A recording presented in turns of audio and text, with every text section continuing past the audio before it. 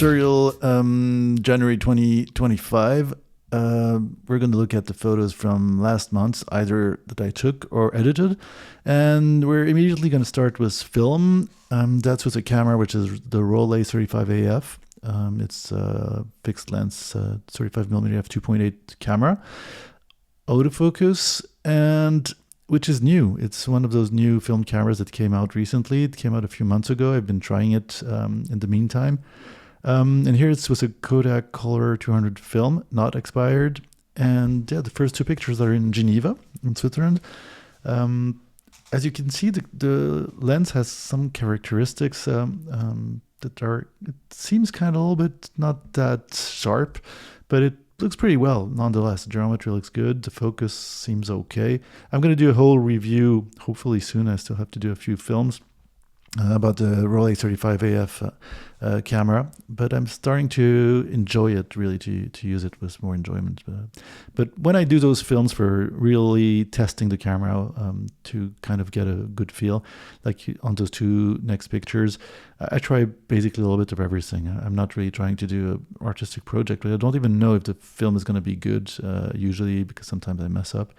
But yeah, as you can see on the left, that capture of birds flying, or that competition of swimming in the Rade de Genève, which is the bay in Geneva. It's freezing cold. They're very courageous swimmers, but yeah, I thought the photos were kind of interesting. And as I was saying before, when I don't know a camera well, and sometimes they're a little bit awkward to use, and I usually don't read the user manual correctly, but anyhow, here the film wasn't very well attached to the spinning wheel on the left. When you put the film in, sometimes it doesn't grip very well, and that was the case here. So I multi-exposed some of the photos, and actually this one's pretty cool. That's from the Bay of Geneva too. I took more than one picture, obviously at the same place, and sort of did this sort of weird thing. Really liked it. But otherwise, the other photos on this roll seem okay. Didn't happen to me once to not attach the film well correctly at the taking spool. I don't know how you name that. Anyhow, those two pictures again from Geneva on a sunny day.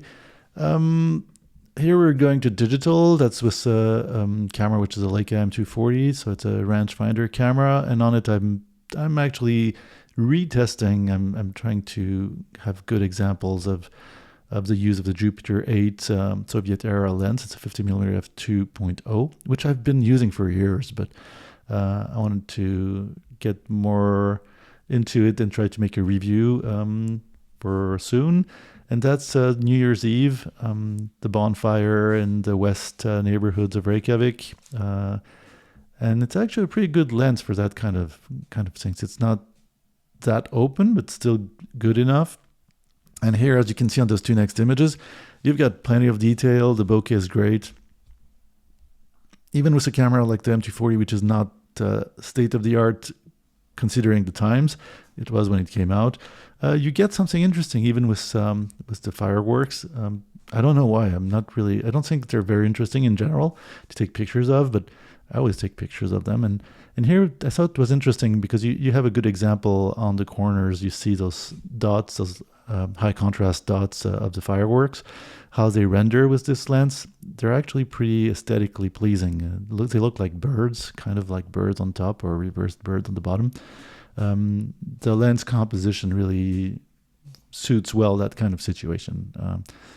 Here again, two pictures. The first firework of the year on the left, going up, and I sort of was able to catch it, but not really where it should have been, but good enough. And those sort of weird images on front are branches of the trees that are on front of me. So a pretty good lens to do that kind of stuff. Going to another kind of camera, another lens, that's with SL2, more modern body. And that's a lens I've already tested. There's already a video I posted probably 1 or 2 years ago about the TTR's 35mm f5.6 lens. Super interesting because it's super compact. It has its lens cap inside. It's attached to the mechanism for the focusing. You only have one aperture, 5.6. Pretty good. you would prefer, probably like I would, having more depth of field, but actually works pretty well in that kind of body. That's an L mount lens, and that's in Manchester. Detail of the streets by night on the right, and on the left, that's a birthday party that's going to take place in this old building restaurant bar. I thought the balloons looked good with those lamps. I kind of liked not super high artsy value, but I think the ambiance worked well. Here again on the left, the same equipment, one of those streets of Manchester viewed from above. And I thought it was interesting here because we're going back to the Rollei X35AF camera on the right. It uses a LiDAR for the AAF, for the autofocus. And the problem is with those lasers, if you have windows on front of you, in between you and the subject, it's going to focus on the window, as you can see here. And I didn't find a way to focus to infinity, but I didn't read the manual, so maybe there's a way to force infinity. I'm going to check that out, of course, for the final review. But nonetheless, I thought it was interesting. I like the photo that came out of it, the same scene, obviously. And we're going to finish this first part of the month with this film. So in this Rollei 35AF, I put Ilford Delta 3200 film. So very high sensitivity film. Kind of an old school grain, which is soft, even so it's very present, but which I kind of like. I never was really sure. I kind of prefer the T-Max from Kodak. But I don't know, maybe I'm starting to enjoy it more, the Ilford, now. And on this camera, it's actually, I'm getting used to this camera, and I'm starting to really like it. Very casual to use. Again, a street, a canal in Manchester on the left, and a bar, underground bar of Manchester again.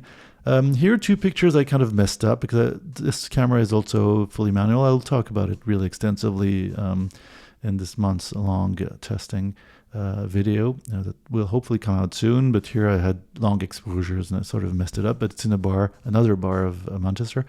As you can see on the left, I probably double exposed too. I don't know what I did actually, but I think it's more like I moved in all directions, and you can see a dartboard, you can see the beers, lights moving all in all directions on the left, and the right a little less, but that's the same bar. But I liked the result. Here, more controlled, streets of Manchester during the night. Very good camera. I really liked it, really enjoyed it. Really got triggerings good. Yeah, again, that's part of the test. This film is exceptionally, in my series of film I've done with the Rollei, was probably the one that had the most interesting pictures, I would say. Again, a building in Manchester, or this couple eating in this really nice restaurant in one of those old buildings of the city center. Or again, on that film, I had the bonfire we saw before, long exposure, didn't really work. I should have gone manual, but anyways, I took this picture, which is kind of interesting, I think. It's another way of seeing the scene. And on the right, that's snow in Reykjavik. The bokeh is kind of weird it was the flash to highlight the snowflakes, and they're not really round. So I'll be talking about it in the test. I was at maximum aperture, which is 2.8, so I don't know if it's a feature.